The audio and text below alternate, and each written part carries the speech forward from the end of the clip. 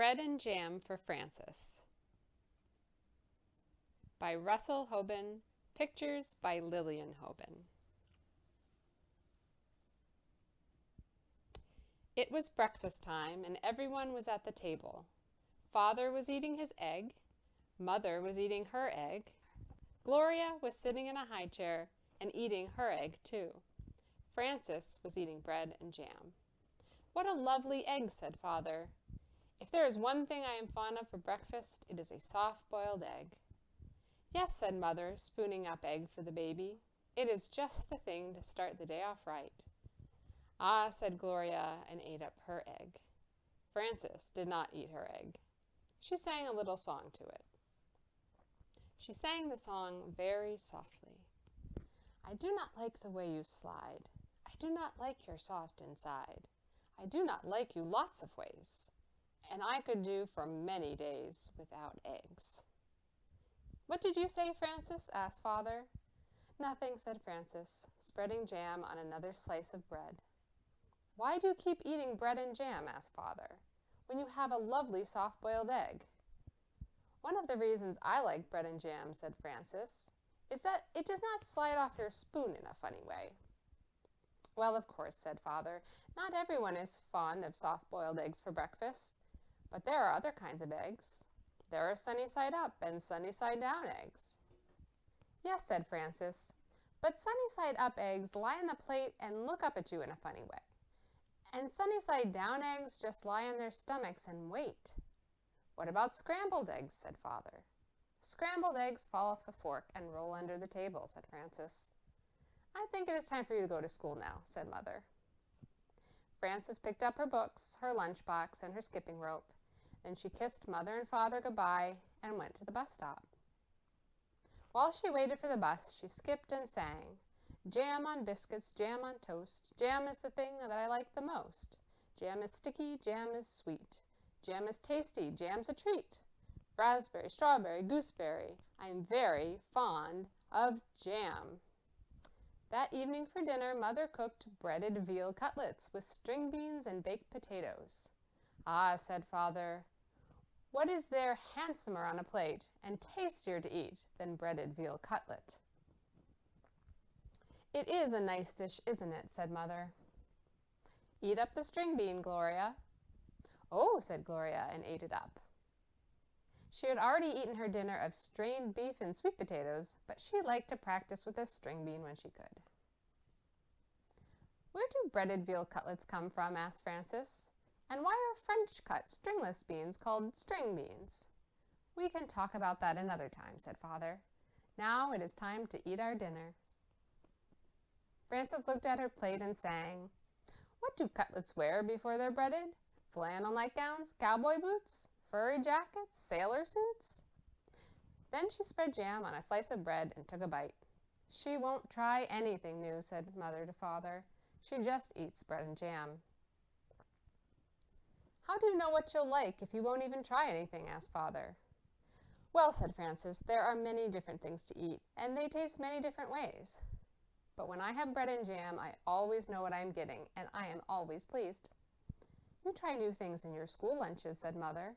"Today I gave you a chicken salad sandwich." "There now," said Father to Frances. "Wasn't it good?" "Well," said Frances, "I traded it to Albert." "For what?" said Father. "Bread and jam," said Frances. The next morning at breakfast, Father sat down and said, "Now I call that a pretty sight. Fresh orange juice and poached eggs on toast. There's a proper breakfast for you." "Thank you for saying so," said Mother. "Poached eggs on toast do have a cheery look, I think." Frances began to sing a poached egg song.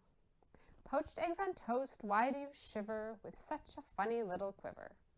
Then she looked down and saw that she did not have a poached egg. "I have no poached egg," said Frances. "I have nothing but orange juice." "I know," said Mother. "Why is that?" said Frances. "Everybody else has a poached egg. Even Gloria has a poached egg, and she is nothing but a baby. But you do not like eggs," said Mother, "and that is why I did not poach one for you. Have some bread and jam if you are hungry." So Frances ate bread and jam and went to school. When the bell rang for lunch, Frances sat down next to her friend Albert. "What do you have today?" said Frances. "I have a cream cheese, cucumber, and tomato sandwich on rye bread," said Albert, "and a pickle to go with it, and a hard-boiled egg, and a little cardboard shaker of salt to go with that, and a thermos bottle of milk, and a bunch of grapes, and a tangerine, and a cup custard, and a spoon to eat it with. What do you have?" Frances opened her lunch. "Bread and jam," she said, "and milk." "You're lucky," said Albert. "That's just what you like. You don't have to trade now." "That's right," said Frances, "and I had bread and jam for dinner last night and for breakfast this morning." "You certainly are lucky," said Albert. "Yes," said Frances, "I am a very lucky girl, I guess. But I'll trade if you want to." "That's all right," said Albert. "I like cream cheese with cucumbers and tomatoes on rye." Albert took 2 napkins from his lunchbox. He tucked one napkin under his chin. He spread the other one on his desk like a tablecloth. He arranged his lunch neatly on the napkin. With his spoon, he cracked the shell of the hard-boiled egg. He peeled away the shell and bit off the end of the egg. He sprinkled salt on the yolk and set the egg down again. He unscrewed his thermos bottle cup and filled it with milk. Then he was ready to eat his lunch. He took a bite of sandwich, a bite of pickle, a bite of hard-boiled egg, and a drink of milk. Then he sprinkled more salt on the egg and went around again. Albert made the sandwich, the pickle, the egg, and the milk come out even. He ate his bunch of grapes and his tangerine. Then he cleared away the crumpled up wax paper, the eggshell, and the tangerine peel. He set the cup custard in the middle of the napkin on his desk. He took up his spoon and ate up all the custard. Then Albert folded up his napkins and put them away. He put away his cardboard salt shaker and his spoon. He screwed the cup on top of his thermos bottle. He shut his lunchbox, put it back inside his desk, and sighed. "I like to have a good lunch," said Albert. Frances ate her bread and jam and drank her milk. Then she went out to the playground and skipped rope. She did not skip as fast as she had skipped in the morning, and she sang, "Jam in the morning, jam at noon, bread and jam by the light of the moon. Jam is very nice." When Frances got home from school, Mother said, "I know you like to have a little snack when you get home from school, and I have one all ready for you." "I do like snacks," said Frances, running to the kitchen. "Here it is," said Mother, "a glass of milk and some nice bread and jam for you." "Aren't you worried that maybe I will get sick and all my teeth will fall out from eating so much bread and jam?" asked Frances. "I don't think that will happen for quite a while," said Mother, "so eat it all up and enjoy it." Frances ate up most of her bread and jam, but she could not eat all of it. After her snack, she went outside to skip rope.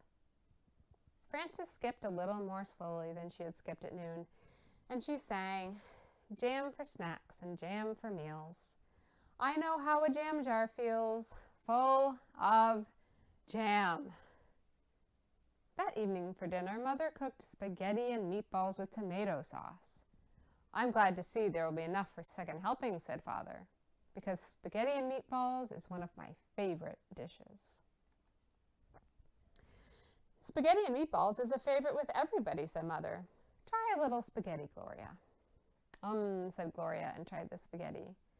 Frances looked down at her plate and saw that there was no spaghetti and meatballs on it. There was a slice of bread and a jar of jam. Frances began to cry. "My goodness," said Mother, "Frances is crying." "What is the matter?" asked Father. Frances looked down at her plate and sang a little sad song. She sang so softly that Mother and Father could scarcely hear her. "What I am is tired of jam." "I want spaghetti and meatballs," said Frances. "May I have some, please?" "I had no idea you liked spaghetti and meatballs," said Mother. "How do you know what I'll like if you won't even try me?" asked Frances, wiping her eyes. So Mother gave Frances spaghetti and meatballs, and she ate it all up. The next day, when the bell rang for lunch, Albert said, "What do you have today?" "Well," said Frances, laying a paper doily on her desk and setting a tiny vase of violets in the middle of it. "Let me see." She arranged her lunch on the doily. "I have a thermos bottle with cream of tomato soup," she said, "and a lobster salad sandwich on thin slices of white bread. I have celery, carrot sticks, and black olives, and a little cardboard shaker of salt for the celery, and 2 plums and a tiny basket of cherries, and vanilla pudding with chocolate sprinkles and a spoon to eat it with. That's a good lunch, said Albert. I think it's nice that there are all different kinds of lunches and breakfasts and dinners and snacks. I think eating is nice. So do I, said Frances. And she made the lobster salad sandwich, the celery, the carrot sticks, and the olives come out even. The end.